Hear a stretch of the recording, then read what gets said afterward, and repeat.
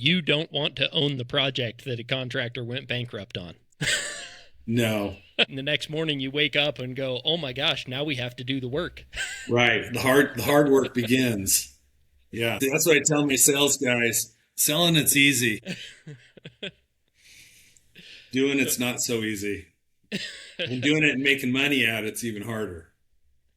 And that creates an opportunity for somebody that's has some energy and is smart and wants to get into this industry. Once I get the right people in the job, then my problems really go away because they take care of business. One of the things that Bill taught me was everybody has problems. It's how you deal with your problems that makes you the person you are.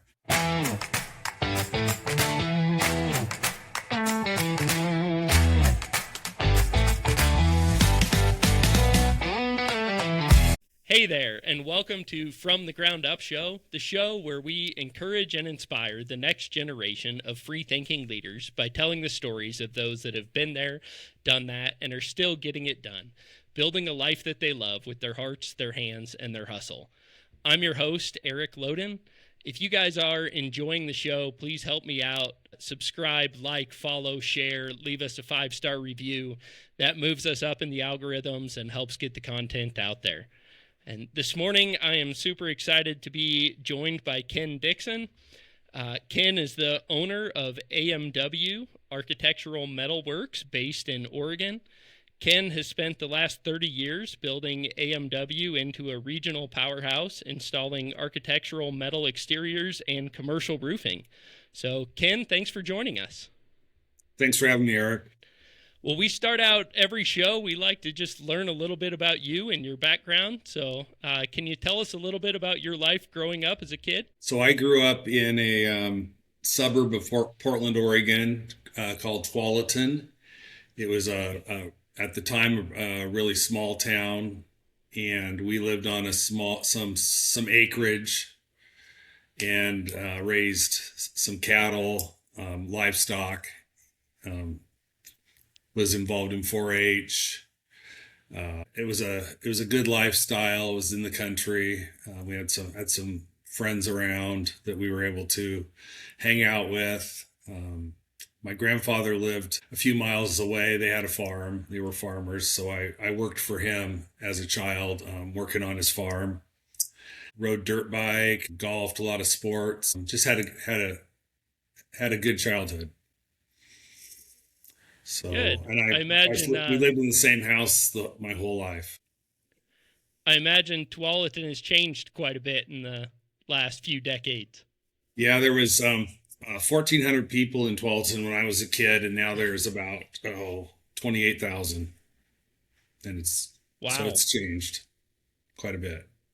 And our shop, we're in Tualatin. Our shop is okay. So how far do you live now from where you grew up? Oh, boy. Maybe 8 miles away. Okay. I live in Sherwood, a neighboring town, kind of out in the country between Tualatin and Sherwood and Wilsonville, just kind of a little quadrant on the south side of Portland. Yeah, it's beautiful there. I just spent a little bit of time there last week, and man, the weather was beautiful. Everything was green, even here in the middle of winter, so... We've been having a really mild winter, a lot of rain, but it hasn't gotten very cold this year. I think that's true here for a lot of the Northwest. I know that's true for us anyway. We had a weird weather pattern that they say pushed winter back about a month. So we'll see if it comes at all. But, yeah. Not much snow on the mountain. No. So can you tell us a little bit about your education? Did you pursue any education after high school? Yeah, from high school, I went to community college for 2 years and got an associate degree in business, and then I transferred to Portland State University, and I finished up my bachelor's there also in business. It was a small business degree.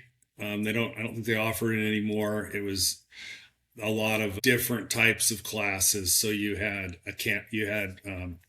accounting, operations stuff, management, marketing, law, just different disciplines that you might need if you were going to run your own business.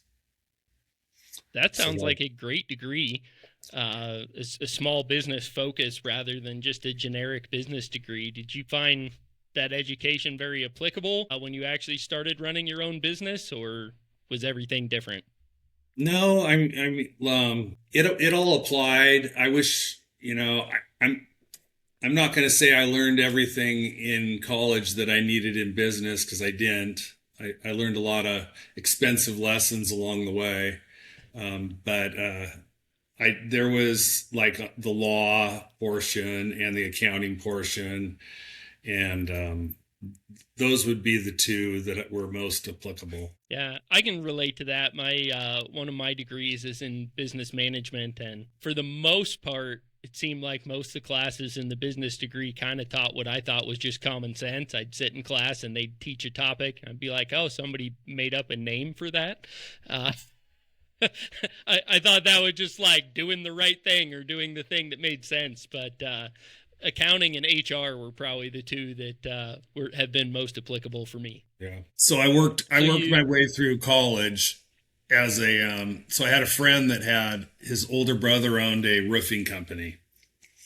okay? And so I worked there in the summer at roofing, single ply roofing. That would been back in like, I think I started in 82.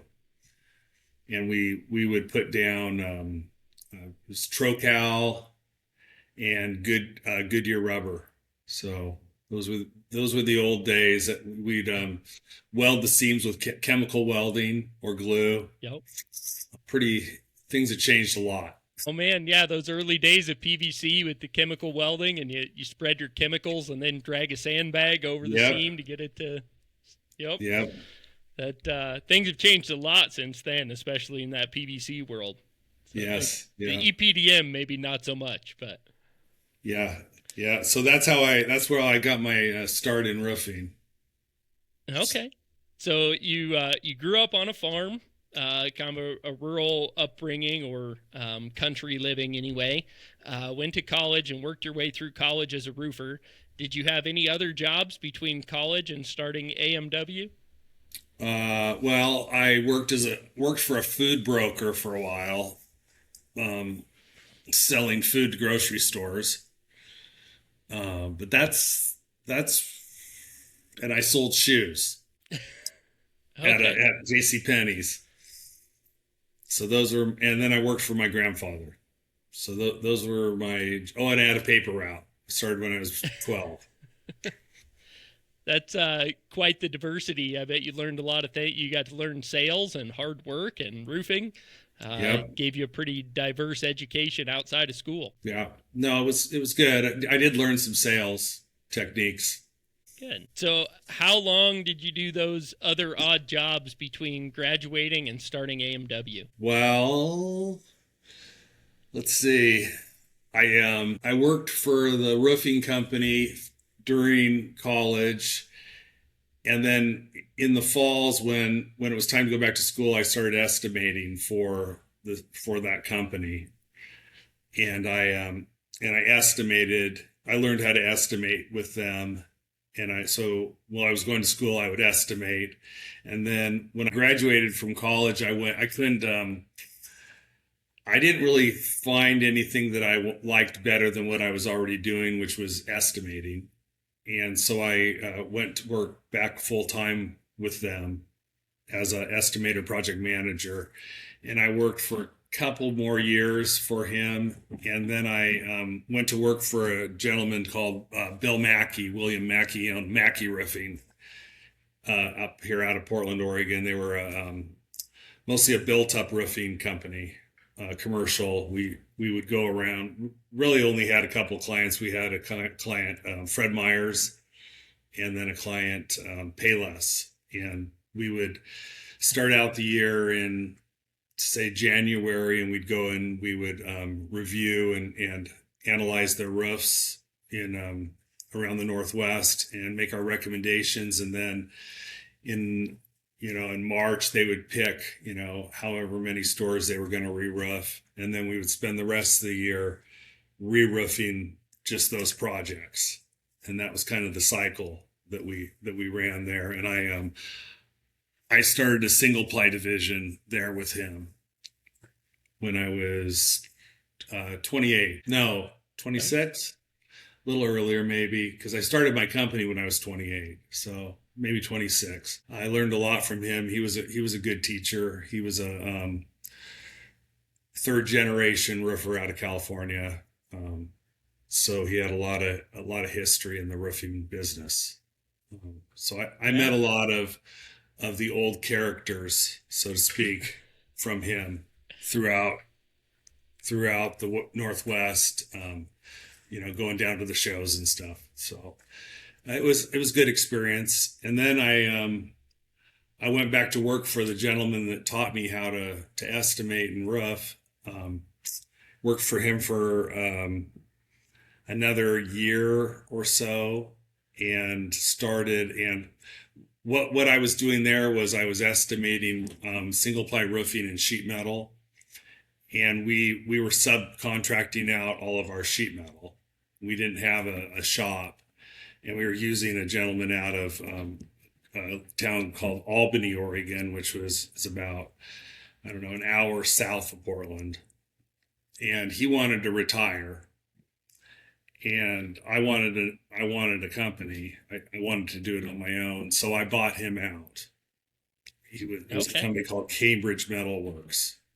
And so really all I did is me and my friend, we bought his equipment, and then we moved it up onto some property that my parents owned in Wilsonville, Oregon, a small shop. And that's where we started. So that's kind of how that all started. And then I estimated and sold sheet metal with where I was working full time, and then we would sub it to myself as a subcontractor, and then we would work nights fabricating metal. That's quite the grind to be working a full-time job while you're running your own business. It was a lot, but it didn't seem bad, because you're working for yourself. And so at some point you had to take the plunge, and you can only do that for so long, or I could. And I had some client. I had picked up other clients besides where I was working. One of them was Mackey Roofing, Bill Mackey, and the other one was Interstate Roofing. They were a roofing company up here in Portland, Mike Satrin, and those two guys convinced me that I needed to just go to work full time. So me and my partner, who I started the company with, that's what we did. Yeah. So that would have been 1991. Okay. And when did you first kind of develop the dream to become self-employed? You said when that company went up for sale that you really wanted to own your own company. When did that dream start? Probably back when I was when I was young, a child. I would read books about business leaders and people that ran companies, and that's what I wanted to do. And so I always wanted to do that. And, like my grandfather, he was self-employed, and other people I knew that were self-employed. So I guess I didn't have a fear of that. I was willing to take that risk because I saw success that way. And so I always knew that that's what I wanted to do. Not exactly, it was fuzzy.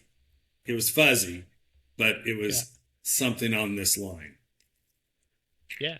Did you think it would be in the trades and roofing and sheet metal, or you just wanted to be a business leader?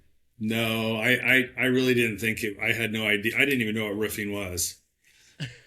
Really, it was like when I started in roofing and sheet metal, I had no idea what it was, but I liked it. I liked the industry.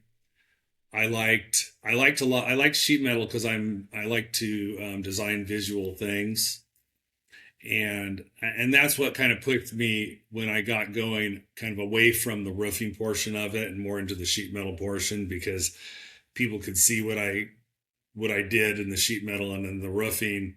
I just didn't get that same feeling. Yeah.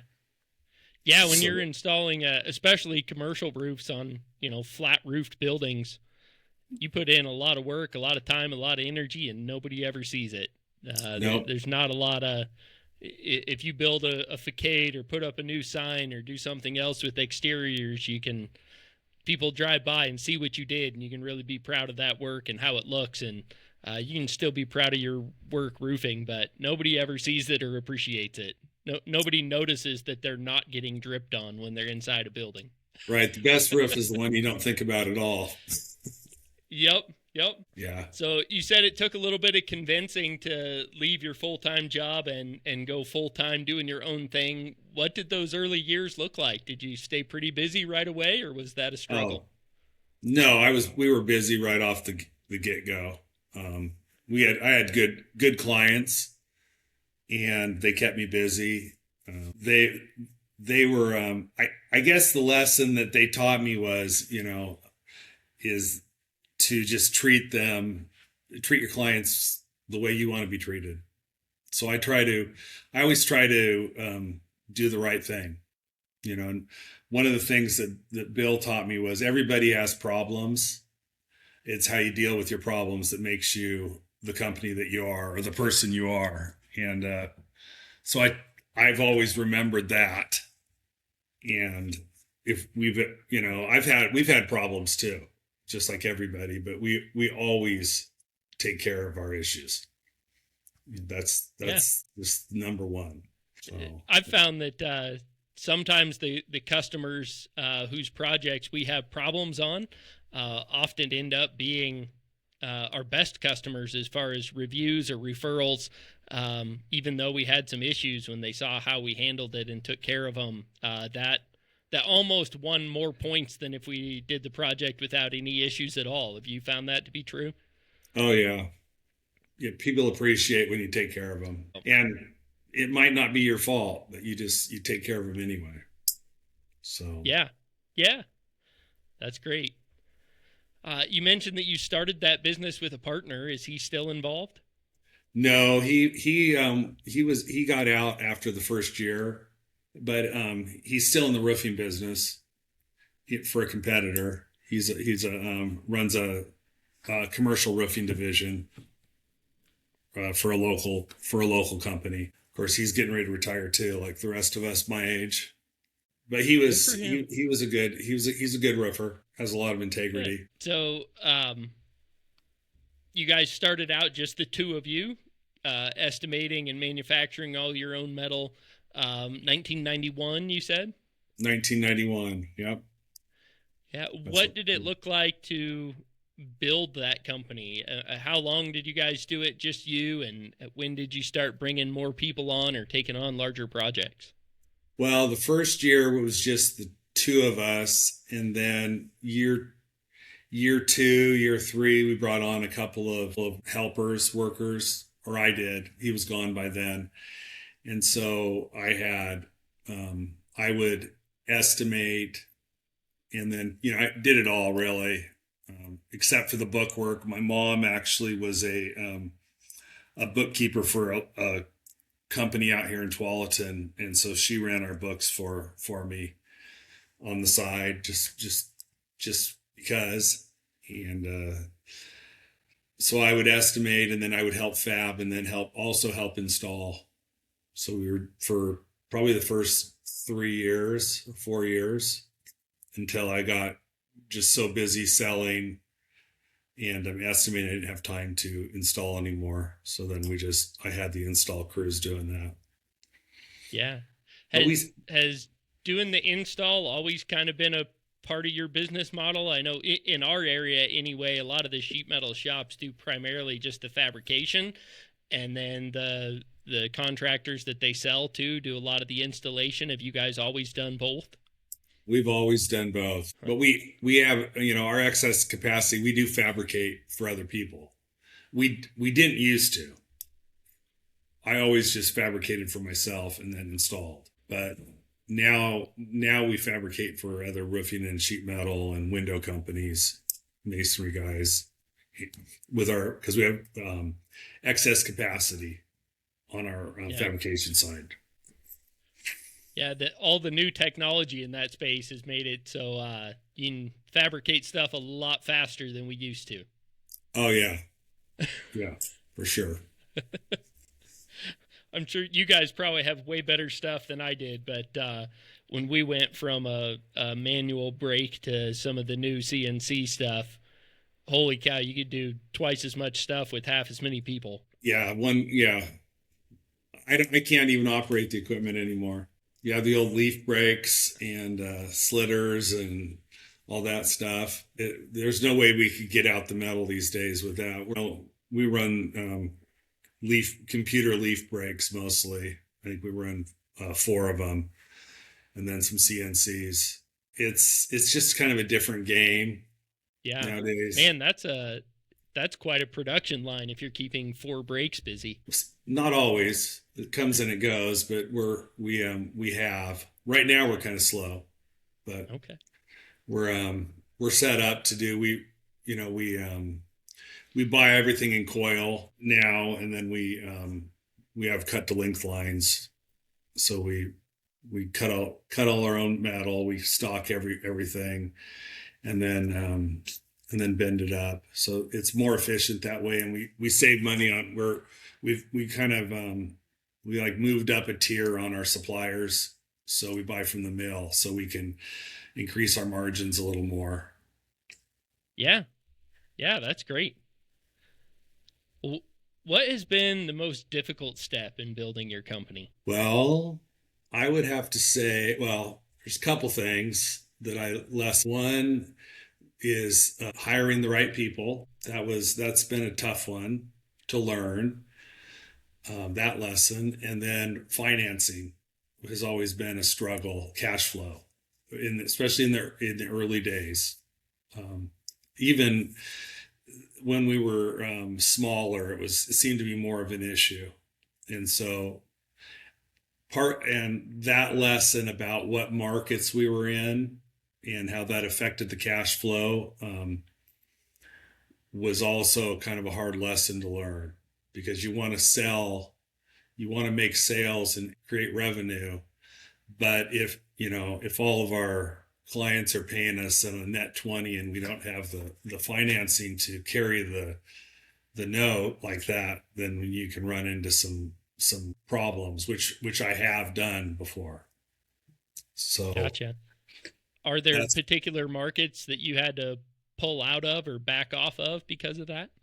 well, new construction out here pays not quite as good as say the re-roof business to business model, and we used to do a lot of new construction and a lot of government work, Hmm. which pays, but also kind of pays slower, and then has a high retention, or it used to have a high retention rate for a long time. So Yeah. I know that probably, Yeah, waiting for your 10% or whatever for a year, that's your profit. So that's a tough game. it is. It gets real old when they're hanging on to the last 10%, and especially working exteriors as we do. Yeah, it might be a year Yeah, before the retainage is released at the end of the project, because we get our work done before anybody else starts for the most part. So, that's right. So that's a challenge. what has been your strategy for growing your company? Do you have a particular strategy you've applied, or a methodology? Well, we're more nowadays we're a little more sophisticated in what we do. But it was always, before it was build it and they will come. So or sell it and we will get it done. So I would just go out and just sell, and then we would just get the work done. So we do a little more planning now. We're not running that game anymore. Um, but for a lot of years, that's what we did. Yeah, I think that's been a way we've grown successfully over the years too. Is you get excited about something big or new, and um, it kind of a change of mind from day to day. The day you land the job or win the bid, man, you're riding on clouds. That's a big point to celebrate. And the next morning you wake up and go, oh my gosh, now we have to do the work. Right. The hard work begins. Yeah. Yeah, they Selling, can that's what change I your tell my viewpoint sales overnight. guys. Selling it's easy. Doing it's not so easy. And doing it and making money at it's even harder. Very true. There's a reason most contractors are in and out of business within a couple years. It's quite a feat to have lasted over 30 years like you have. Determination, maybe. So you mentioned staffing and finding the right people was a difficulty and a pain point. What have you figured out is your secret to finding the right people for your culture and your company? Well, so as we've grown, I find now that it's easier to attract talent. When we were small and we were really just kind of grinding it out as the newcomer, it was hard to attract real A-list talent. And it's also possibly could be because I was younger, so I was looking at younger people instead of maybe hiring seasoned people that could have helped a little more. And that could have been my own insecurities. But now we're able to. I find that I always I will rather pay a little more money or whatever it takes to get the right people in the job. And once I get the right people in the job, then my problems really go away because they take care of business, and I don't have to deal with inconsistencies of maybe somebody that's less experienced. So that's probably the biggest change. Yeah. How have you seen the labor market shift over the last 34 years? Have there been times where it was easier to find those people and times that it was harder, or has it kind of been a steady grind the whole time? Are we talking so boots on the ground people, you mean? I Like, guess anywhere. well, in Um, the office, I find that it's pretty easy to find talented people now in accounting and office backroom work kind of. yeah. Um, but it's gotten more and more and more difficult to find operations people, and actual people actually doing the work. Because I can remember back in, say, around early 2000s, maybe late 1990s, we were able to run apprenticeship programs, and we would have as many applicants as we wanted of guys that wanted to go to school and work and learn a trade. And now that's pretty much dried up. We just don't get the response that we used to. Um, so we've gone to more immigrant labor than we used to. So there's that, which causes its own kind of issues, challenges, but that's the labor that's out there to do the work now. And we've also we're using a lot of subcontractors, which is another model that we never used for a long time. It was all in-house labor, but we can't get everything done anymore without subcontracting. Yeah. Was that a difficult change to make? You sound like it seemed like there's Well, a little bit of on the pride flat there in doing side, it in house. yeah, on the commercial side of the business, on the commercial roofing side, I think it's they've that industry's adapted that model more readily than on the sheet metal side. It's kind of although they're related, the skill set's a little different. A sheet metal fabricator or installer is a different mindset than a production flat roofer. Yep. And it's that the sheet metal segment, it hasn't, at least out here in the Northwest, the subcontractor model hasn't uh, hasn't really flourished. No, people don't really use it, and so there's really not much. There's not very many subcontractors out there that are doing sheet metal that are willing to uh, work on a labor model. If that Yeah. makes sense. Yeah. Everybody kind of does their own thing instead of sales and production separation there.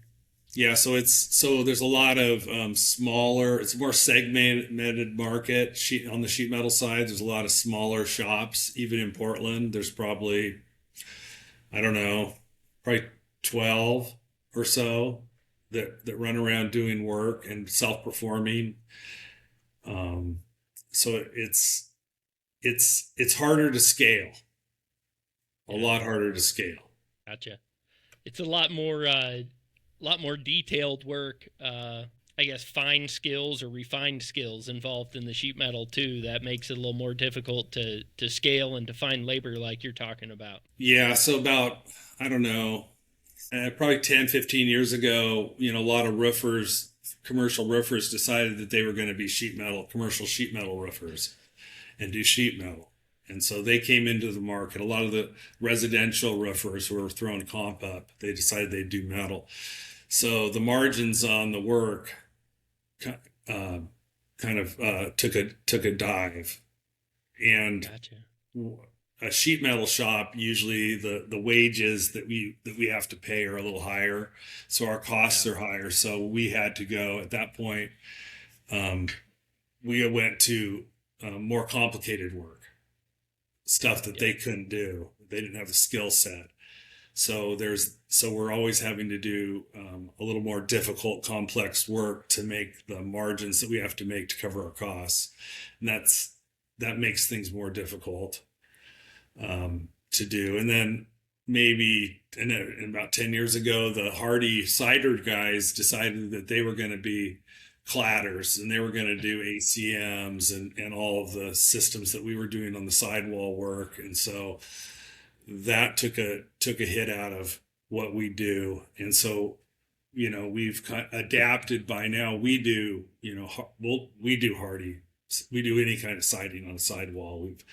We do windows now. We basically started just wrapping the whole exteriors so that we could get a more market share on less projects. And our clients like to deal with one company. Yeah. And so that was kind of one of the reasons why 5 years ago when Grant came and pitched, his idea to me, I thought that was kind of where we wanted to go. That was the last, really one of the last scopes that we weren't covering anymore, which was the roofs.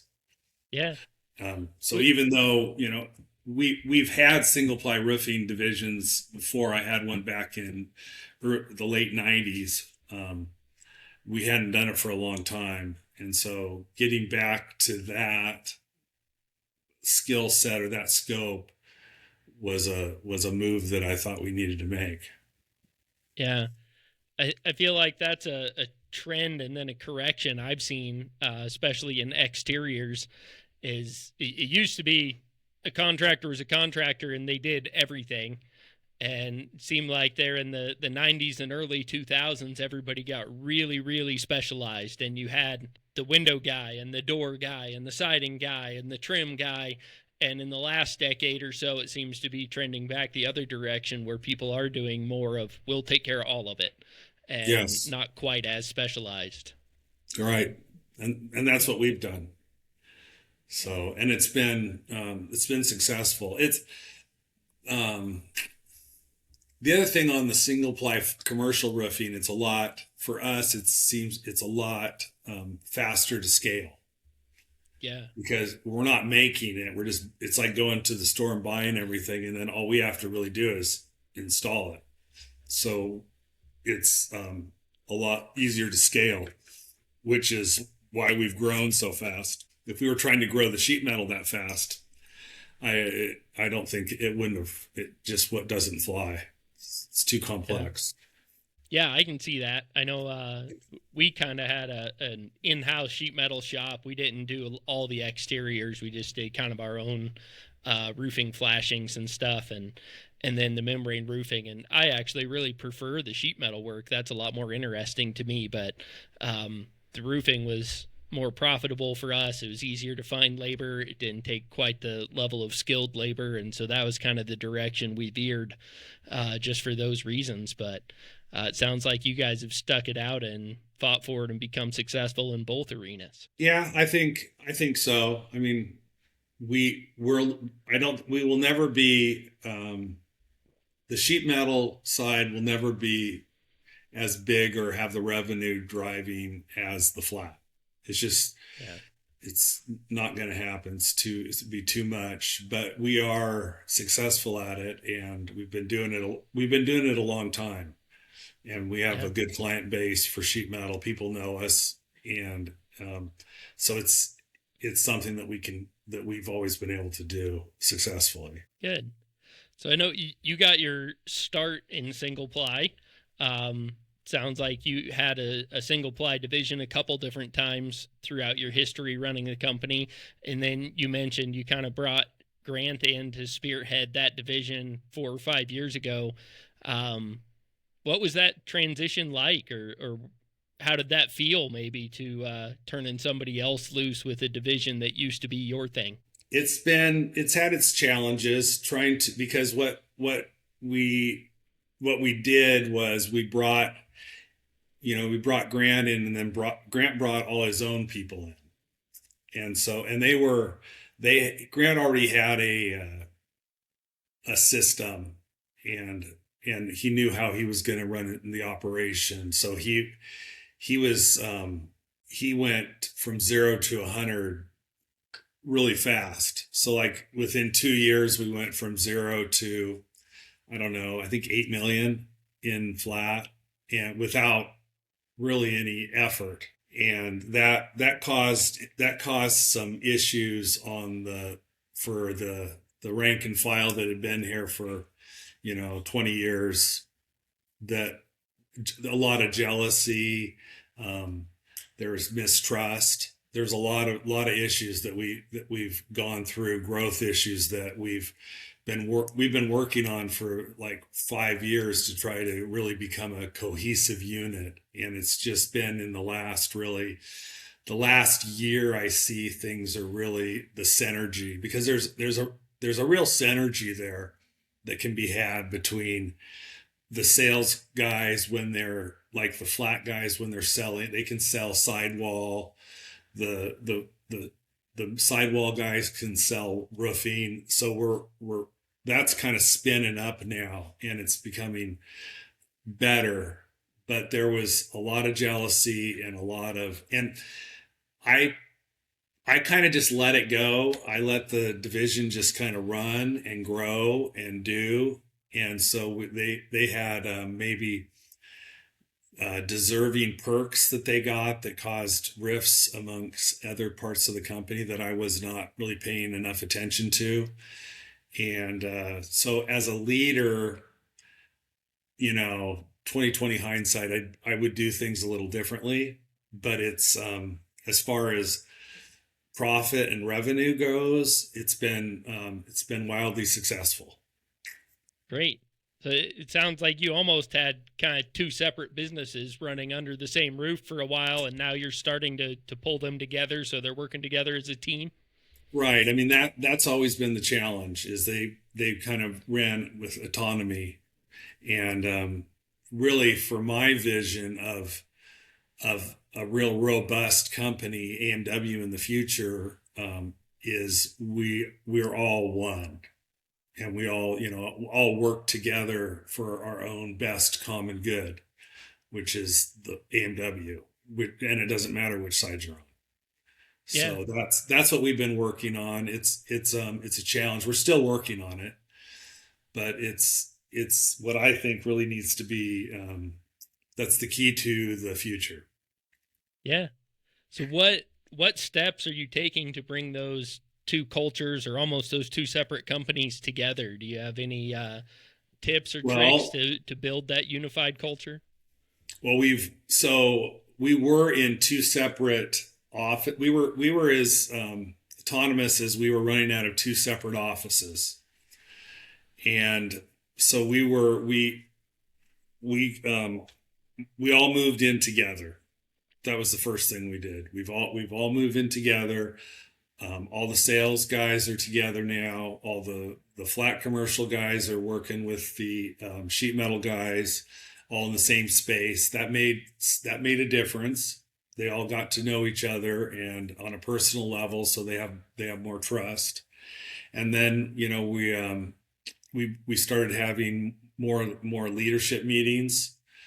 So we have weekly meetings with the ops crews on both sides and then we have sales meetings with all the salesmen and the estimators together. So we all started working together, and then leadership meetings with the different divisions. So Grant runs the flat roofing division, and then Erick runs the metal division, and Larry also runs the metal division. They all meet every week and get together and work together. So we're able to work on more common goals. So Okay. it's helping. Yeah, it sounds like you took quite a chance on Grant, and like you said, kind of turned them loose to almost run autonomously. It seems like that has paid off for you, but I imagine that's a pretty big swing to uh, go for it on that level. Was that a little bit scary to have somebody turned loose doing their own thing under your umbrella? I would no, not I guess not. I've always been kind of a risk taker with business. I don't gamble. I feel I gamble every day Yeah. just coming into work. But I was right in the middle of when I made that decision. I was right in the middle of I was either going to buy a company out of Seattle, Washington. It was another sheet metal company that a couple guys that wanted to retire that had been around for a long time that I knew. And so I was getting ready to pull the trigger on that one. And then Grant came in with his deal. And I don't know. I'm familiar with roofing. I just thought it was the way to go. I liked Grant. Um, he's a sharp guy, and I just let him go, and it worked. Maybe not 100%, but it never does. Everything takes longer than you think. Everything's harder than you think. I've That's been my experience. I've started a couple companies that I've spun off from AMW, and every time I do it, it takes way more effort and way more time and way more money than I think it's going to.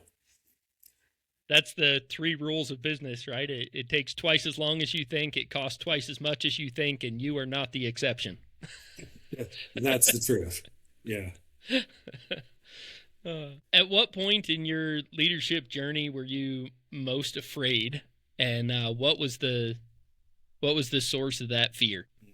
Well, leadership journey, I would say probably just the last 5 years have been the most challenging because we've grown so fast and my role has changed a lot. We went from like a mom and pop organization for years and years to a big organization where we have to um, give give the players the power to make the decisions that they think are right, and then be okay with that. And I've always been kind of a meddler, and I've found that's not successful.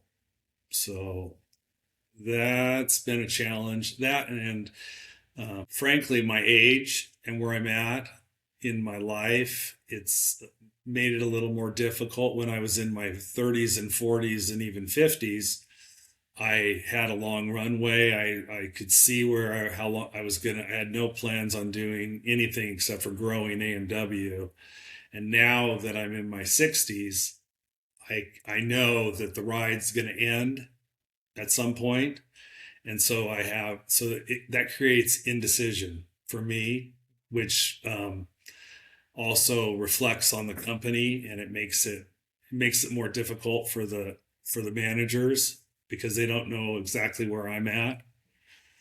So that's been a challenge. So so it's hard to lead and have a real direction when you don't know if you're going to be around for another, 5 years, 3 years, 10 years. And that's a tough place to be for the people working for me. Yeah. Yeah, I can imagine. You make decisions a little bit differently if you're all in for the foreseeable future versus if you're looking for an off ramp, or at least considering that it might not just go on forever. You make decisions a little bit different. So Right. And even though you're having fun at the time, like right now, I can't imagine doing anything else. You have to kind of plan for that. And that plants that seed in your mind. yeah, was there anything that significantly delayed the growth of your company? And if so, how would you handle it differently if you had the chance to do it over? I would say our delayed growth would be through probably we took on work that we should not have, and we had projects, a couple of projects that were not profitable, which sucked the growth out of the company at times. So we would do well, we would grow, and then we would have for whatever reason, a bad project, and that would suck all the money out, and so we would stop our growth for a while, and then we would have to rebuild and grow some more, and then that happened quite a few times for different reasons, at least twice in a real big way. Back in once in I think it was like 1998-ish area. I overexpanded. I had the sheet metal company going. I started a single ply roofing company division, and then I started manufacturing steel buildings. And so I was doing all of that, and they were all for the same market, which was not super fast pay. And I didn't have any financing in order. I was all just self-financed, and it just sucked all the money out of us. And that was I had to do a workout on that. That took me probably 3 years to work myself back out of that, almost bankruptcy situation of overexpansion. And then I did the same thing for different reasons. Kind of a different thing happened back in 2011. Same thing, only on a way bigger level. I overexpanded again, had some really, really poor projects. And even the projects that should have been good, we had way too much work. So a lot of those didn't make any money either. So we were in pretty bad shape. And that workout took me 5 years, I would say. And that took everything that I had. I had to take everything I made. I had to put back in the company, and just kind of rebuild again. So I've done that to myself twice. Hopefully, I've learned that lesson. I think I have. But both of those times, if we didn't have those setbacks, we would be definitely in a different spot right now, or we would have been here a lot sooner. Yeah. So it sounds like maybe both of those instances were trying to grow too much too quickly. You feel like kind of settling for steady growth or focusing on a steady growth rather than pushing it forward would have served you better? Well, possibly, but this time around, we grew even a lot faster, and it's been fine. It's been better. Our cash flow is really good. Like we haven't been we have a line of credit. So I've set up financing now. So we have a backstop. And as we've grown, I've been able to make the backstop more robust, but we haven't had to use it for 3 years at all. So, but we've grown, from 8 million to 28 million.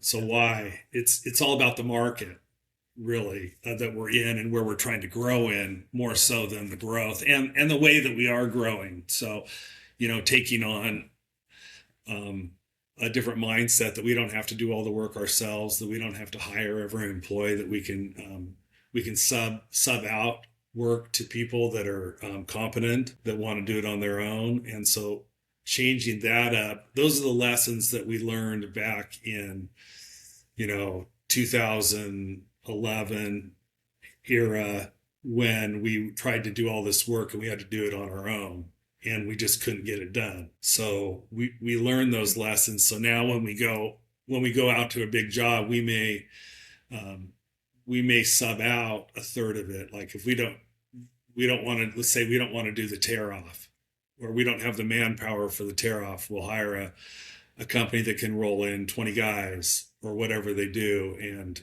do that work for us, so we keep our guys doing what they do best. And that's made a big difference. Yeah. It sounds like I'm hearing a little bit of a hesitation or a lot of caution with using subcontractors. What kind of vetting or what kind of a process do you use to make sure that you're getting competent Well, guys that you can trust? well, we use the same subcontractors on every job, so we don't go out and try new guys. We put one of our own guys on every crew, as a kind of a project manager that sits out there and kind of directs the show and makes sure everything's done correctly. And so we don't take a lot of chances on the subcontractor thing. We just don't want to get burned. There's a lot of guys that don't do the job right, but we watch them really close. Yeah. That's we've been through a similar journey. I took a lot of pride for a long time in the fact that we did everything in house and we never used subcontractors. And we kind of hit the same point where if we were going to grow or even just to finish the work that we had secured, we had to find something different. So we were pretty picky in selecting some very qualified subcontractors and parked supervisor on the job with them to work with them, train them to do it our way, and it paid off and worked out well. But I see jobs done by other contractors that use subcontractors that did not turn out well frequently. Yeah, they suffer the consequences of hiring somebody that can't do the job properly or isn't competent. So Yeah, I think that's common. And even with this contract, the subcontractors you use all the time, you still run into the little things that aren't done quite right, or their actions aren't what you think they should be. I mean, there's all kinds of challenges. yep, yeah. What is a lesson that you wish you would have learned earlier? Well, I would have paid more attention to what market I would be more successful in, and then spent more effort actually pursuing that market, instead of, I think a lot of the market that I did for a long time was just because it was easy, and I had people. So there was work out there that people would throw at me, and so I would do it, and that would keep us busy. And so we were busy doing work that, although we made money on it, didn't allow us to really go into the markets that we could have made more money on. And then Mm-hmm. we were going we weren't going to market the same way. So now we go more direct marketing. We run actual sales guys, and always before, we just ran estimators. So now we're out doing business to business, basically, if not actually knocking on doors, we're talking to property owners direct. Um, and that's where we're finding we have the most success. The margins are better, the pay is better, the timing on the payments better, the jobs are easier because we're in control of the schedules. There's all of the advantages, and for years we just didn't do that. We mostly focused on GC work, maybe some developer work, and we just didn't go out to market on the business to business side. So that's a big deal. Do you still do some work with GCs and developers, or have you kind of moved entirely towards business to business and direct to consumer? No, we still do. We do about probably about 30%, I would say, Yeah. is GC developer work. Mostly GC now. We were doing a lot of developer work a few years ago, but that's in the Portland area right now. That's kind of like dried up a little. Our clients aren't building when the interest rates went up and the all that went down last year. They just kind of put a pause on what they were building. We were doing a lot of like 4/2s or 3/1 mixed use jobs, and that we haven't done one of those for a while, and so now we're back to doing um, GC work again. Okay. Yeah, I think that 30% mix, that seems like a pretty good mix. That's kind of 20-30%. That's where we found our sweet spot too, of Yeah, staying in with the GCs, taking their work, but being able to control our schedule a little better. definitely. And we're doing a little more government work again too. We for a while there, for probably 10 years, we did no government work. But now we're back doing a little bit of government work, just kind of getting a better mix as the developer jobs kind of dried up. We kind of moved a little bit to some government work. Yeah. Yeah, different customer bases kind of go up and down with the economy. It seems like you said, Yeah. when interest rates are high and people aren't building, man, we've seen a lot of state and federal government work coming out, and that's been filling our schedule. Whereas a few years ago, there wasn't a lot of that, but the building was booming and getting big. Yeah. So you got to do. I tell the guys, you got to do it. You got to got to do something. Got to build something. We used to work all over Oregon, Washington, and Idaho. And then as we got older and busier, we just got our geographic radius got smaller and smaller. So then we were really just working around in Portland for a long time.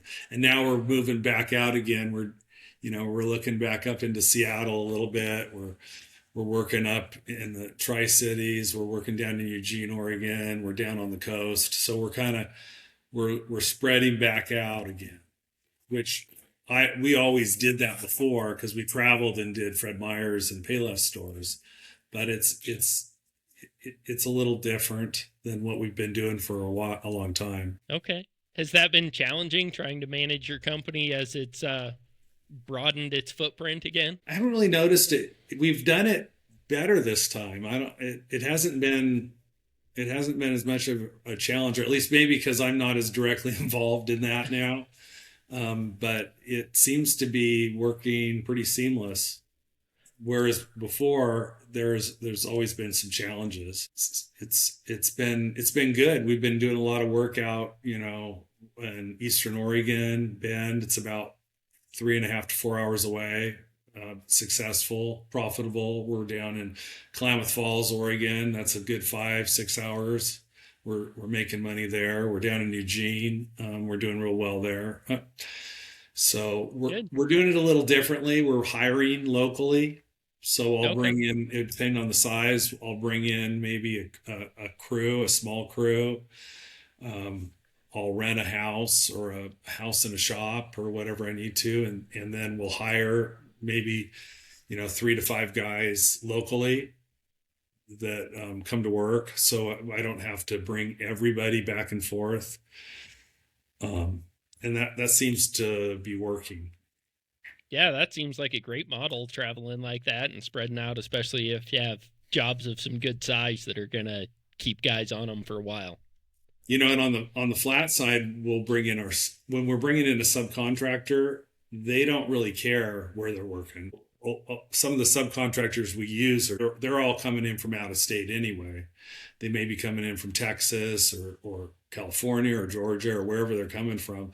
So they don't necessarily need to feel like they're working in Portland. They might just go to Kent, Washington. They don't. It's the same thing. So that's really pretty seamless. Yeah, good. Is there something that you've changed your mind about significantly throughout the 34 years you've been in business? Maybe an opinion that you held pretty strongly early on and you've changed your mind about? No, I can't think of anything really.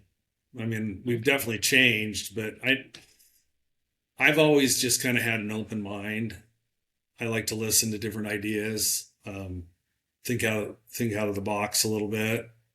So I've always entertained different ideas. So I'm willing. I've always been willing to try an idea, and I still am. Yeah. It sounds like that's worked out well for you with the different businesses you've started and spun off, and different markets that you've got into. Um, yeah, it's evident you kind of have an open mind and are willing to give something a shot. Would you say that has paid off for the most part? I know you said there were two times where you maybe got out over your skis and it was detrimental, but in the larger picture, has that paid off for you? Oh yeah, it's been successful. I would say probably the next phase, here at AMW, anyways, is becoming more of a managed company. With now we have a controller and division leaders and managers, and it's just I'm more of an entrepreneurial type person, so I'm excited by an idea and get going on it, but I'm really not I'm not a detail person.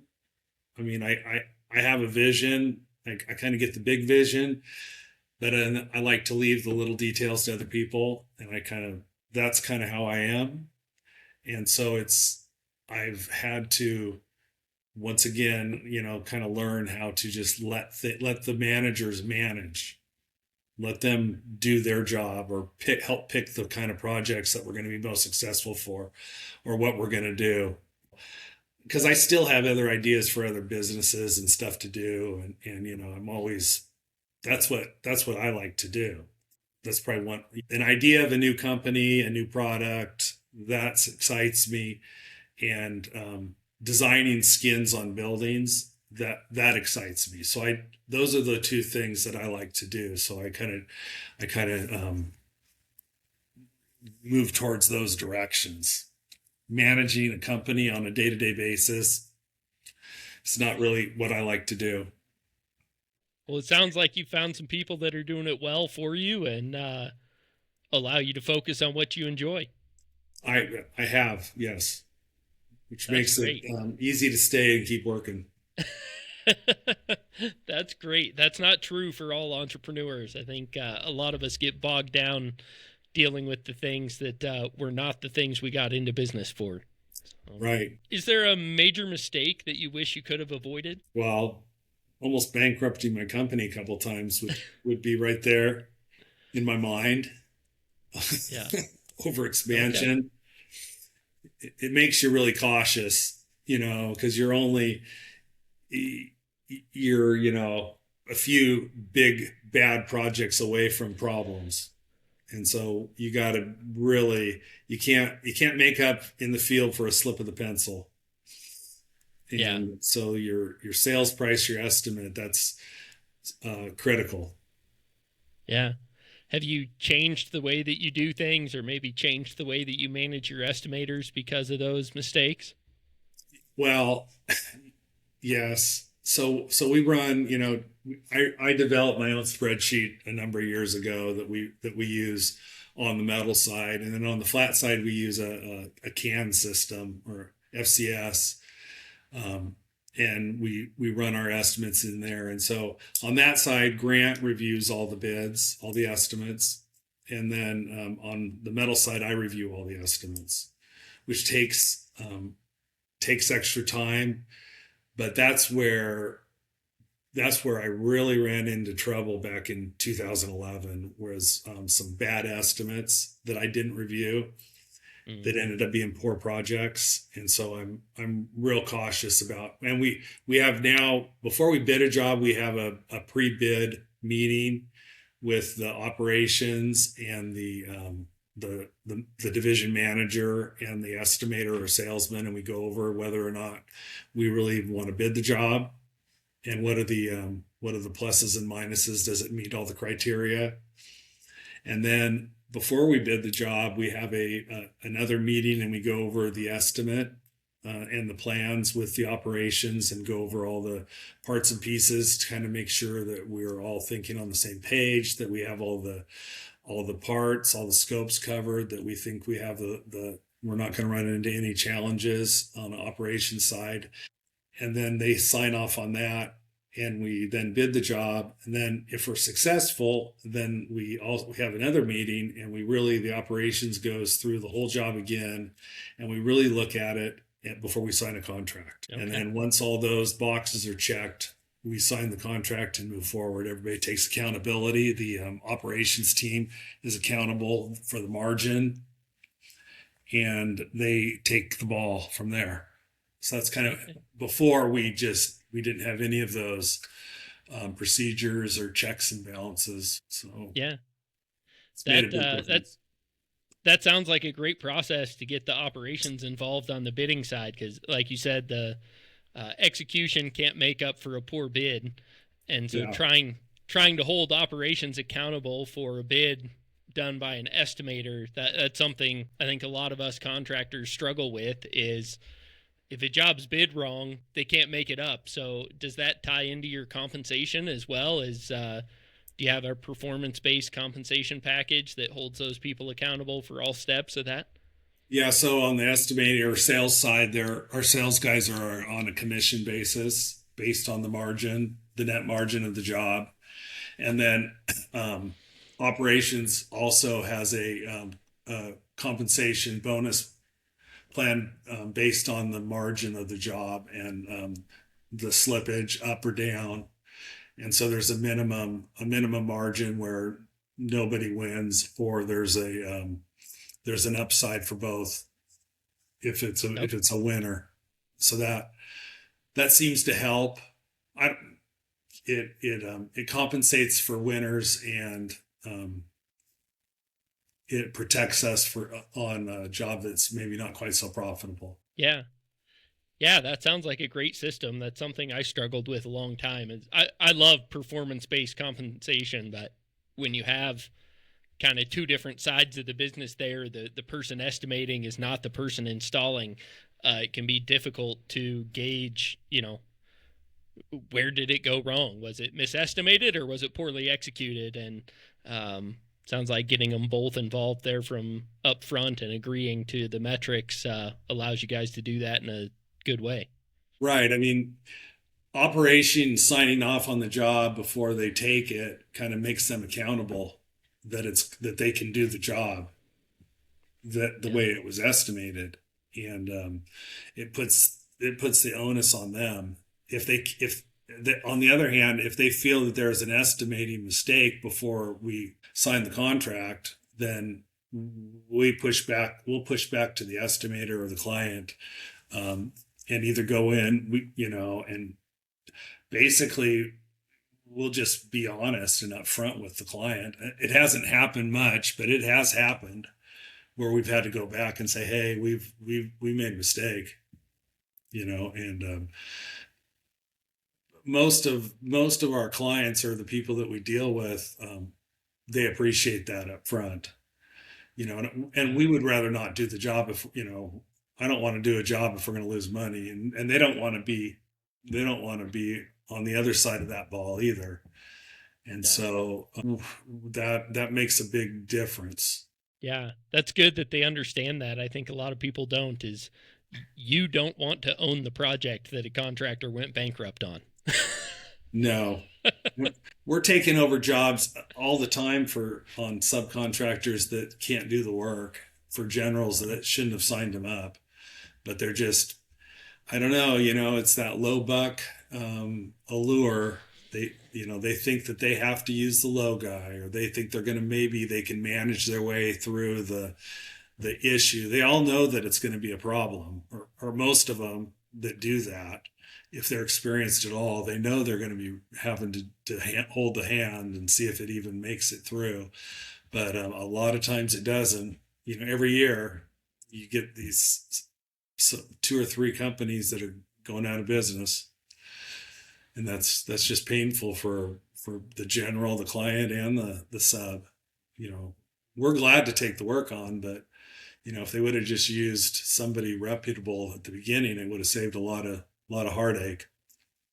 Yeah, the best general contractors that I know have a pretty limited number of subs that they work with, and they don't necessarily just take the lowest bid. They might have two or three subs for each scope of work, but they only use those two or three. They don't open it up to just the lowest price of anybody in the market.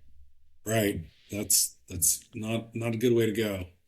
No, we have one general contractor we work with that he assembled what he calls his team. And even before they take on a job as a GC, he calls all of his primary subs and, hey, I'm looking at doing this job. This is the time frame. This is the schedule. Are you going to bid it for me? And when we get it, can you do the work? And if any of his, primary subs can't do it, he doesn't take on the job because he doesn't want to work with somebody else. That's conservative for sure. That's, I think, smart. It seems to work well for him. Their projects finish on time and they're done well, and they don't have to manage through a lot of problems. So, Right. if you could go back to the late '80s, the early '90s, and had the opportunity to do this all over again, would you? Oh yeah. Yeah. In a heartbeat. I love this industry. I love what I do. Good. That's why I'm still doing it. It's fun. You deal with you're helping people with a problem, which is beneficial. It makes you feel good. You meet a lot of really nice, uh, just normal people in this industry. Everybody, there's a lot of nice, helpful people, hardworking. I come from a blue collar background, so I like blue collar attitude. So that's been nice. I'm comfortable in it. Yeah. No, I love this industry. That's I can't imagine doing anything else really. Great. Do you think there's still opportunity for a young person to start today and do what you've done? Oh, I think probably more so.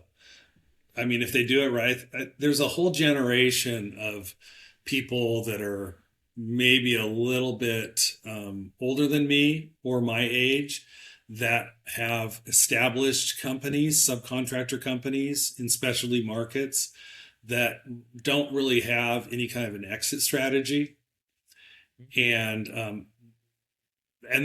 that's creates an opportunity for somebody that's has some energy and is smart and um, wants to get into this industry. The other thing, some of the younger generation, I don't know, it seems like they want to just get in and then work for a few years and just try to blow it up and get out, which is a different attitude than, my generation, we got in and we kind of grinded it out, just kept grinding. So I think if a person has the attitude that they want to do it for a while or a long time, it's a good opportunity. The roll ups that are happening are going to create some challenges, but I think if a person is young and a young smaller company is more agile. They can kind of move around the edges. You can make money. You can do what you need to do. The big bad boys, the roll ups, they're here, and they're gonna disrupt. But they have costs too. If you position yourself in the right place, I think you're still in a better position than they are. Yeah. And one of the reasons they're being so successful is they're running into these people people that are my age and older that are looking to they need to get some sort of an exit strategy, and so that's kind of fueling that too. And it's what you did with your company is a harder, little bit in some ways, maybe a harder thing to find. You got to find the talent that you have confidence in that can take your company to the next level, and Yeah. that's a little more challenging, I think.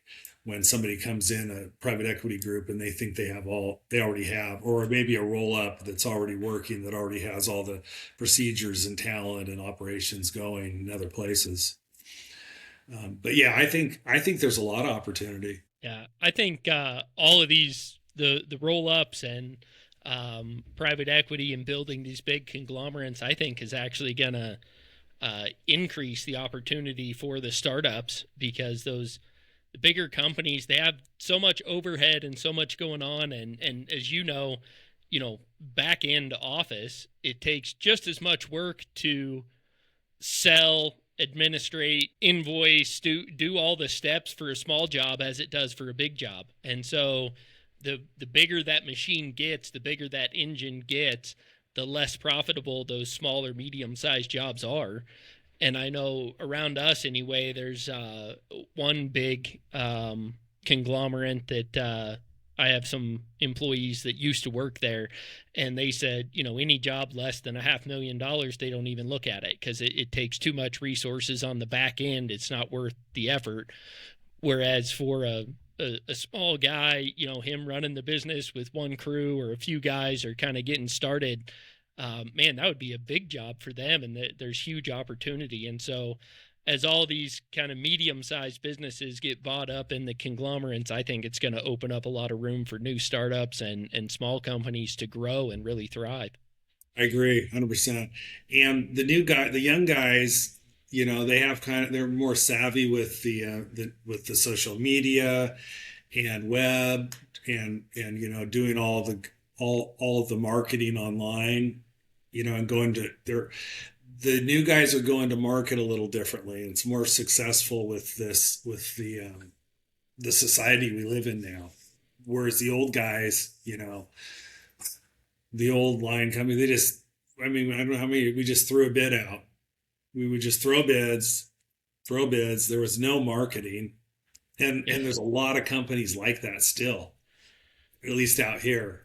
I would say the majority of the roofing and sheet metal companies, they don't do any kind of marketing push. Yeah, I think that's true. A lot of the young people that know how to work in that space can get a lot of momentum early on, simply because, well, even I consider myself one of the young guys on the younger side, but even the age I came into the industry, that just wasn't how you did things. That wasn't where leads came from. You got jobs by throwing bids out there. And so we've kind of become so set in our ways that somebody new coming in with a new idea upsets the market a little bit.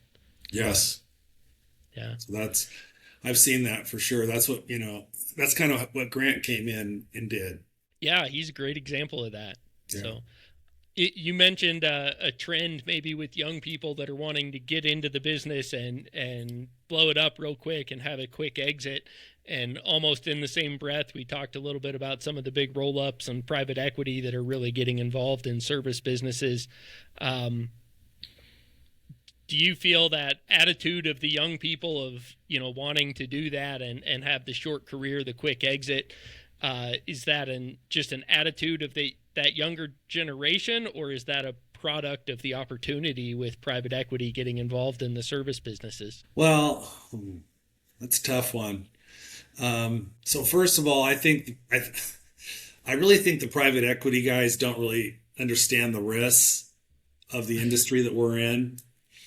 Yeah. Maybe some of them do, but I don't know if they're gonna have a rude awakening, because it's a tough, risky, super risky business. But on the younger generation, is it because of the opportunity of maybe there's some of that. I think that creates for a young person that has that frame of mind, it would create that opportunity and a vehicle to make that happen. But I think maybe that attitude is maybe based upon society and maybe how companies have treated their workers, possibly, and how they see there's really no loyalty on the other side of the fence, and so that they're just kind of in it to win it and get out.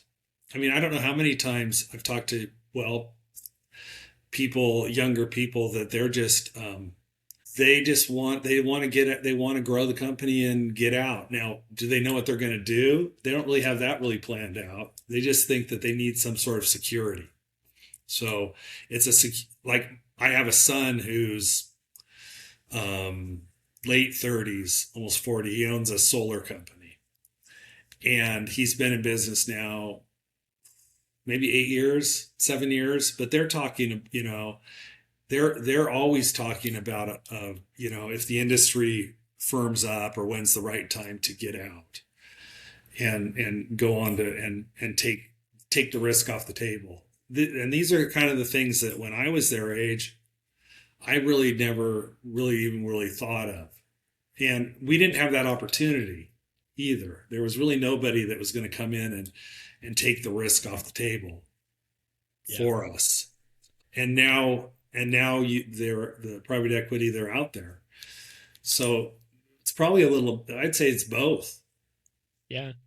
I agree 100%, but being one of those younger guys that kind of falls into that, I was really curious to hear your viewpoint. But I think my generation and even the generation behind us were the instant gratification generation. We grew up with the internet. Those younger than me grew up with the magic wand that's the smartphone in their hand, and they can push a button and have stuff delivered to their door the next day or even that same day. And just anything is possible, and everything has sped up. The concept of working hard, grinding for something has kind of just gone away, because most things you can get with the touch of a button and have it right away.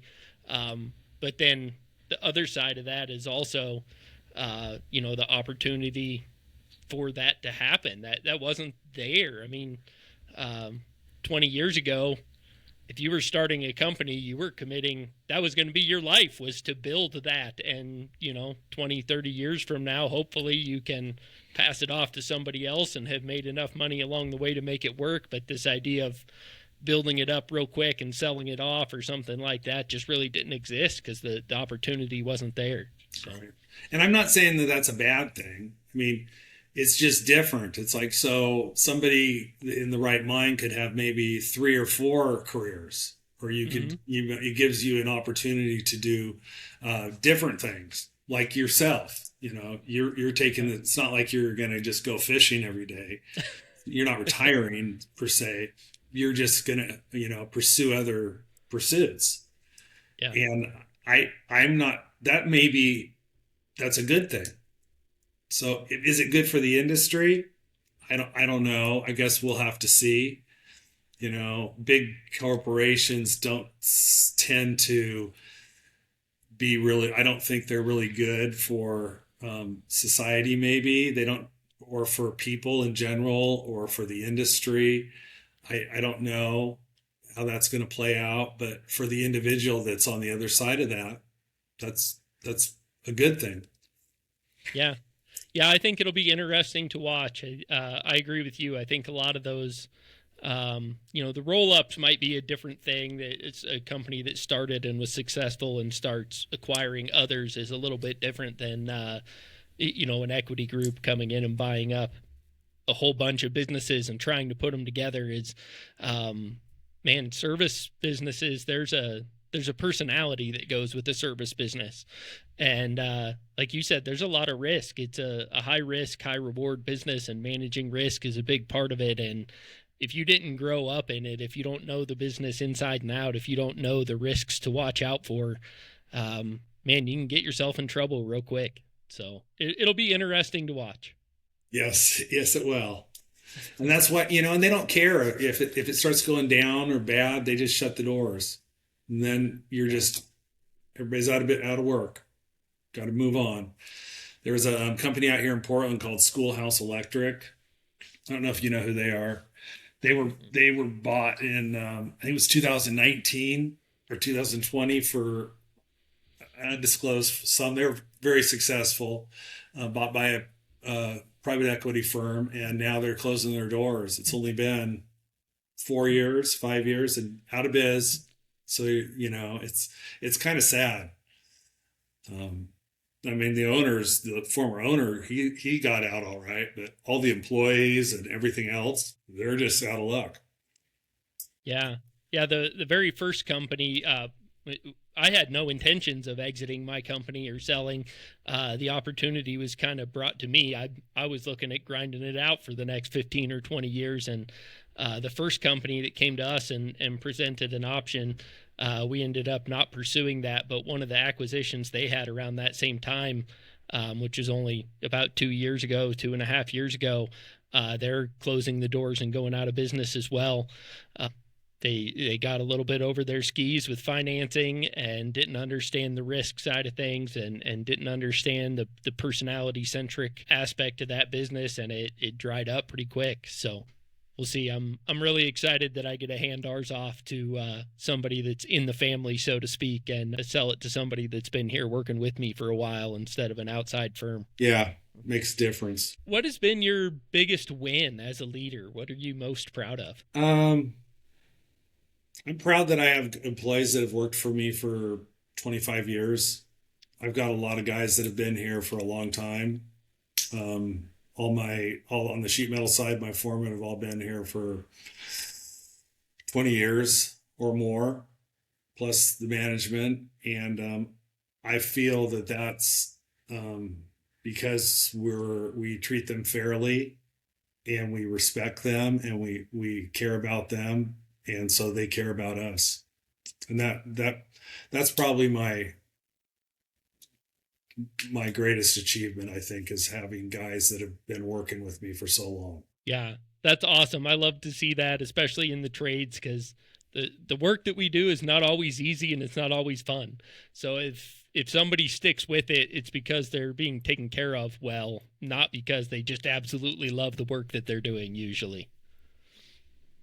Yeah. And what has been your best resource to grow as a leader throughout your career? I would say mentors, older people running their own companies that have kind of taken me under their wings and given me advice. That's been very helpful. Because kind of the been there, done that. Yeah, that's great. They're not all released yet, but I've done like 3 interviews here in a row. Guys with stories similar to yours started a company around the same time period and have built it over a 30-year career. And every one of them, that's been the answer, is they had, older, wiser people that they were smart enough to pay attention to, and it took the time to mentor them and walk with them. And that's been a big resource. That does seem to be kind of a generational gap. When I ask younger people that question, that's usually not the answer that I get. Do you have any thoughts about what might cause that? Is it? Well, because they haven't, I don't know, they haven't put in the time, maybe.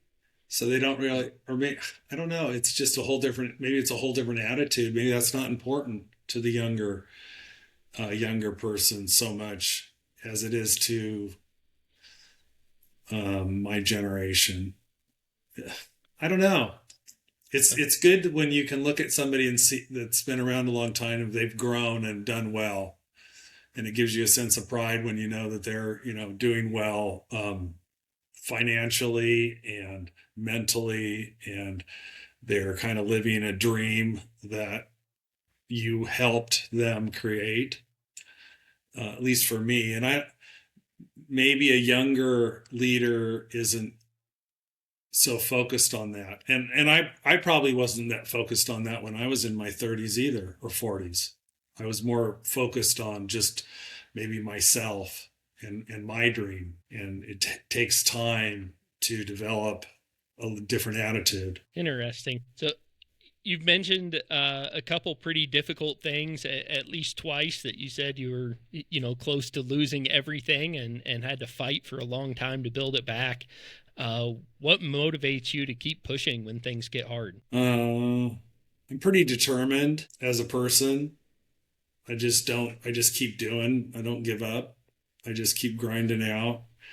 The second time it happened, it was severe. I actually did think about throwing in the towel. It was at a point where I could have easily thrown in the towel, and and that would have been okay.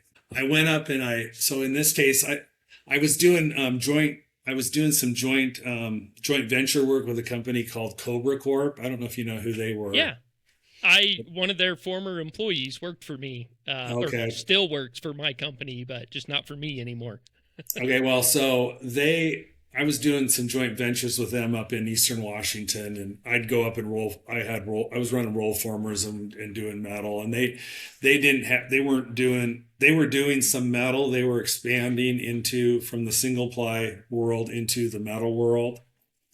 And, so I was doing, the metal, some of the metal for them as a subcontractor or a joint venture. The owner at the time, was like a gentleman, Pete Dix was his name. And when this all went down, I flew up to see him, and I talked to him, and they were running, at the time, a real successful company, or at least it appeared to be successful. It was successful. They were a powerhouse, and they were expanding and doing a lot of different things. And I told him, because they were thinking about, well, they could just take me on or buy me out, or kind of merge me in, and I could go that route.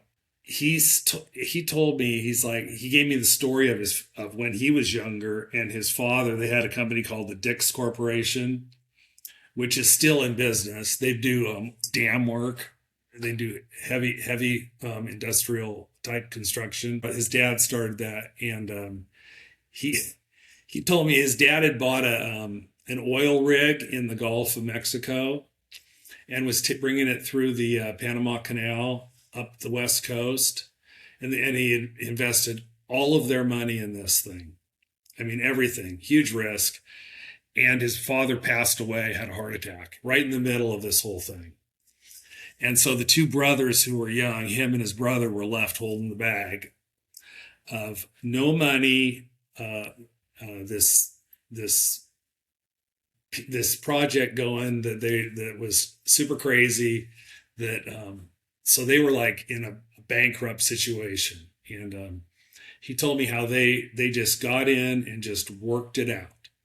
So they worked it out with their suppliers, the government, everybody, and made it through it and just grinded it out.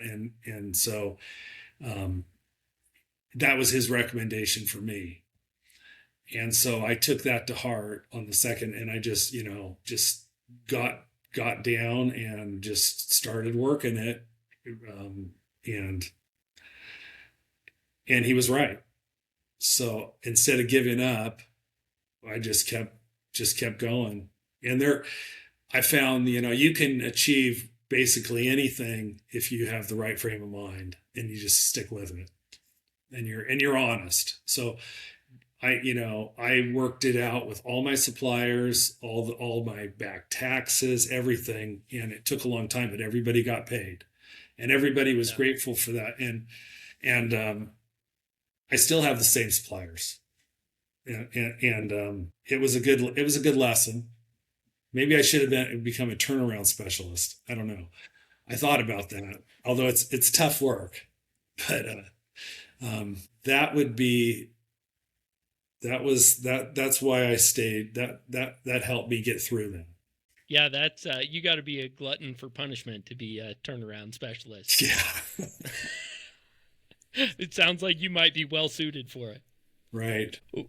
Was there a point in your career that was a real turning point for you? Maybe a point that you really worked for. You felt like you kind of hit the top of the hill and gained some momentum going down the other side? Not yet. Not yet. It's coming. No, I've got a vision, of, like, because we were kind of doing that private equity deal together, and I've always thought that we could be more. It's always in my mind. It's always more. We can do more. We can be a little bit better, and so that drives me to. I I guess I haven't got to the top of the hill in my mind. I'm still climbing up the mountain. When I get to the top and start going down the other side, I think that's when it'll be over. It'll be time to quit. Gotcha. Yeah. Where do you think that drive comes from? Oh boy. Probably insecurities on myself, some. Um, I don't know, a vision that I have that I want to do that I have. I don't feel that we've made it there yet. There's always something that we can do better. Maybe a little bit of a streak of perfectionism, although I don't look at myself as a perfectionist at all. Um, I'm always thinking that the team can be better. I kind of look at it as a sports team. You know, I'm always trying to trade up for a better quarterback, maybe, to get a little further. I don't know. I'm not really sure. Well, that's a good, honest answer. I can appreciate that. Well, this is my favorite question. Are you a person of some sort of faith tradition? And if so, how has that shaped your leadership? Well, I grew up as a Christian in the Methodist faith. I married a Mormon girl, and so I went to the Mormon church for a number of years, 25 years. I do believe in a higher power, and I believe in like values of the New Testament, and the teachings of Jesus Christ as a guide for me for what I should be doing or striving to do. I feel it's kind of interesting as I've gotten older. I kind of feel I'm more accepting of maybe other avenues to love, possibly, or whatever that means. You know, the love of Christ or whatever love that is. I feel that's missing in this society, and I think possibly that if we could, you know, each do our own part to be more loving and have that attitude, that's going to give us the synergy to become a better society. And so I think it's important for me anyway to try to act that way. And I'm not perfect. I have my own personal issues and problems, but if I can kind of try to go back to that and keep that in my mind, um, that's where I'm at now, with the higher power and spirituality right now. I'm a work in progress, but that's my thought. Okay. I think we can all say that we're a work in progress. If we don't think that about ourselves, that's probably a big problem. So I know you've talked a little bit about maybe getting towards the end of your career. Um, what is next for you or next for AMW? What do you see in the next few years? Well, we're trying to plan a new branch down in Southern Oregon right now. So we're getting ready to deploy down there on a more permanent basis. So that's exciting. We have quite a bit of work lined up down in that area. So we're going to plant a flag there. And also we're gonna start in a serious way of planting another flag up in the Seattle area again.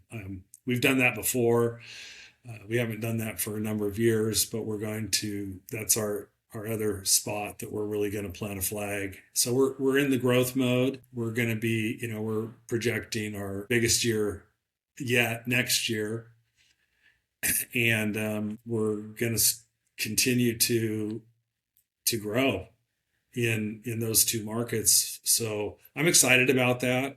Means we're going to be able to hire some more people, some good leaders, I hope, and get that off the ground. It'll be fun. It's fun for me to see that happen.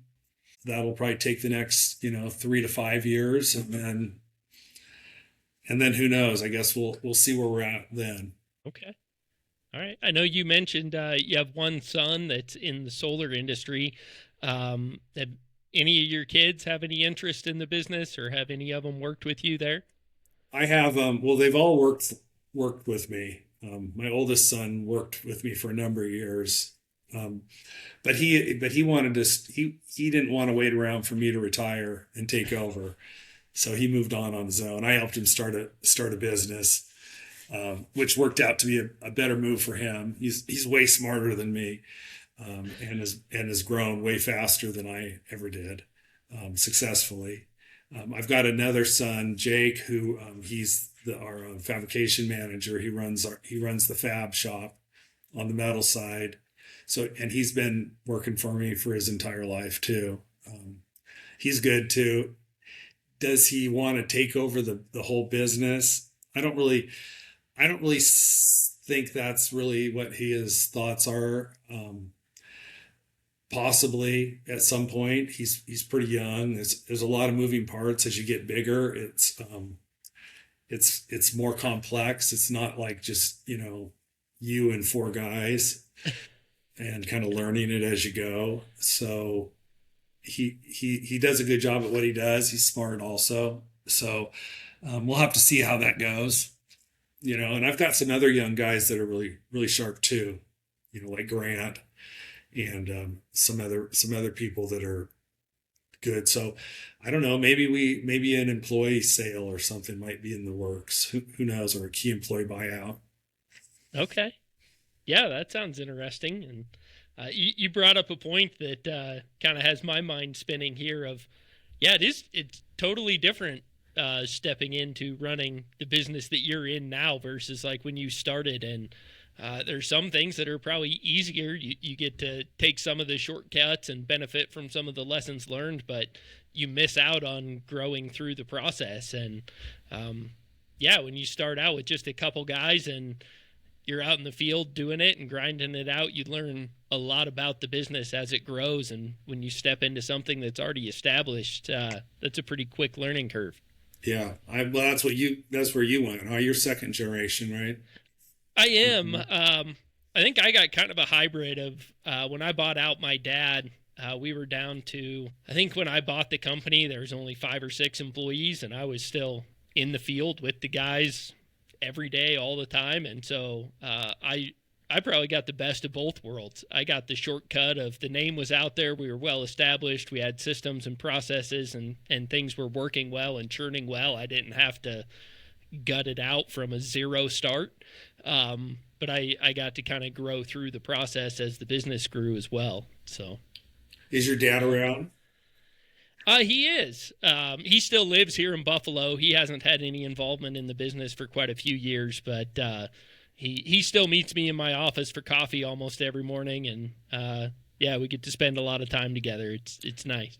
How old was he when he retired? He was 54 when he retired. Wow. So now, did he just go and start doing something else, or is he a rancher, or what? He had a rental portfolio, a bunch of residential rentals, and he was doing both for quite a while. And then he sold the business to me and kind of focused on the residential rentals, and that kept him pretty busy. I know everybody, all the young people on the internet right now are talking about real estate as passive income, and I can tell you, watching him, there's absolutely nothing passive about it. Yeah, I've got I'm in the rental business too, so I feel that pain. Yeah, you don't just sit back and cash checks. There's real work involved. No, yeah, always. Yeah. Is there anybody that you'd be interested to see on the show? Somebody that has a cool story, maybe works in a really interesting industry, or has a unique business that would be fun to learn more about? Well, my son has a good story. They have quite the solar business going. Okay. Yeah, that'd be great. That would be a first. We've not had somebody in the solar business, and man, I've got a lot of questions about the solar and energy sector. That would be fun. I might. Yeah, he's got all the answers. I mean, no, really, he does. He's sharp on all that and where it's going. That's awesome. I'd love to learn more about it. I know that's an industry that I've seen people be wildly successful, and I've seen people lose a lot of money, and I can't tell the difference. So I'd be really interested to chat with him. That would be fun. Okay. Well, we can set that up for sure. Awesome. Well, my last question that I ask all of our guests, to either fuel or settle the debate. If you have a job to do, which cordless tool brands do you prefer? So I saw that on your question. It's like, so we run at the company, we run Milwaukee because they have a program where they give us kits of all the tools, and then we just they're like a lease thing, and we turn them back in and get new kits. And that's where everybody runs. But I've personally never really used Milwaukee on a cordless level. I mean, we used to use Milwaukee when they recorded. That's what we used back in the day. But all I've ever really used is DeWalt. So I'm going to have to go with, if I was going to buy a Drell, a cordless, I'd be buying a DeWalt. All right. Well, I think that just about evens it up. Milwaukee and DeWalt have been vying for first place here. Nobody has said Harbor Freight yet. So there's a reason for that. Yep. Awesome. Well, Ken, thank you so much. It's been a pleasure getting to talk to you. You just have incredible knowledge in the industry and leadership and building a business, and I really appreciate you making time to chat with us. Thanks, Eric. It's been good talking to you, too. I appreciate you. And thank you guys for tuning in. If you want to be an expert guest on the show, or if you want to ask a question of one of our expert guests, please reach out to me on the web at fromthegroundupshow.com or on any major social media platform at fromthegroundupshow. And again, if you guys enjoy the content, please like, share, follow, subscribe, leave those 5-star reviews. That means a lot to me, and I really appreciate it. Until next time, keep grinding.